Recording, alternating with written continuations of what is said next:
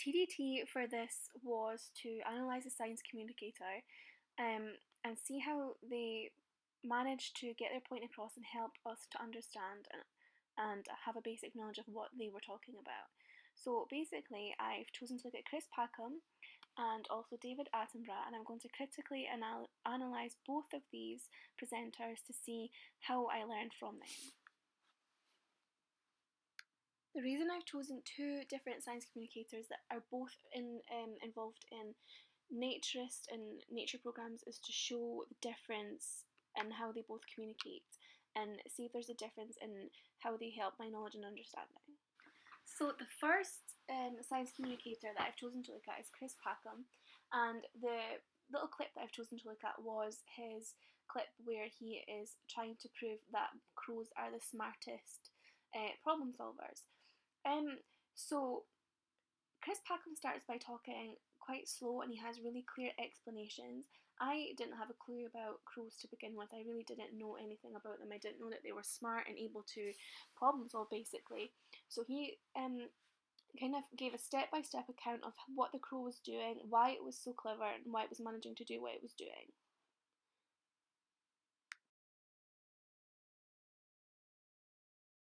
He also simplifies all of his explanations, so there's no jargon, there's no technical jargon that people wouldn't understand. It's quite easy watching, so I feel like I know a little bit more about the crows now. I know that they're able to basically problem solve a lot better than other birds might be. I feel like Chris Packham as well, he talked quite slow, which kind of engaged and enticed the audience a little bit more because you were eager, you would want to know what he was saying next. Towards the end, there wasn't much dialogue. You were really watching, basically. You were watching what was going on, and you could see by his expression. So I think sometimes as well, it's not all about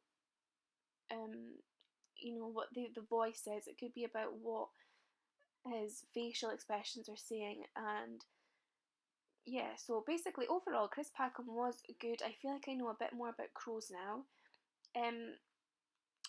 Sometimes I feel like he could have said a bit much. When the camera wasn't on him, it was basically focused on the crow.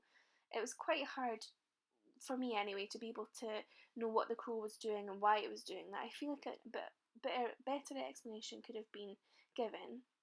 But overall, I think his clear explanation and his step-by-step process really helped me understand. So next I'm going to look at David Attenborough, and interestingly enough I managed to find a clip about him that involved crows as well, so that's quite interesting. So David Attenborough's clip about crows was telling us how they've adapted to live in a Japanese city. So his voice is quite easy to listen to, he has quite a soothing tone and he kind of simplifies his explanations down so anyone can listen to him, it's accessible to anyone. And he describes in detail and he uses video and digital footage really well to enhance and explain what he's saying. I feel like I really learned a lot more from David Attenborough's video on crows because I feel like he's managed to explain it in a way that I truly understand. So for example, I now know that crows in Japan are able to drop nuts from a distance onto the road, go to the red light with the pedestrian crossing and wait for the green man to come up and cross the road so they can go and collect their nut. And he managed to explain this all in 1 minute, and that was without me seeing his facial expressions. So I feel like he got his point across in 1 minute with the added bonus of using video footage.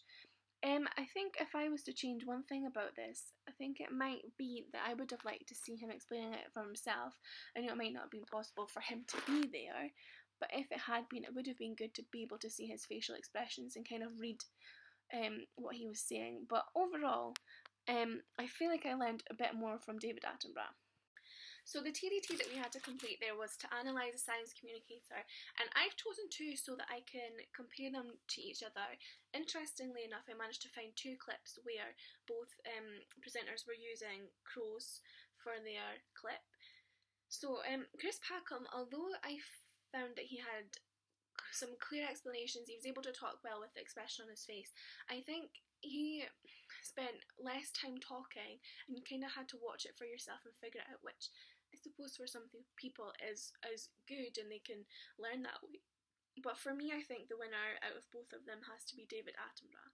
And that is purely because in that short minute that the clip was on, he managed to get his point across. He managed to tell me basically all I needed to know about the crows, and I was able to see it for myself as well as he explained it. So it wasn't as if I had to make my own learning and construct my own meaning of what was going on. So all in all, I think David Attenborough this time has won it for me.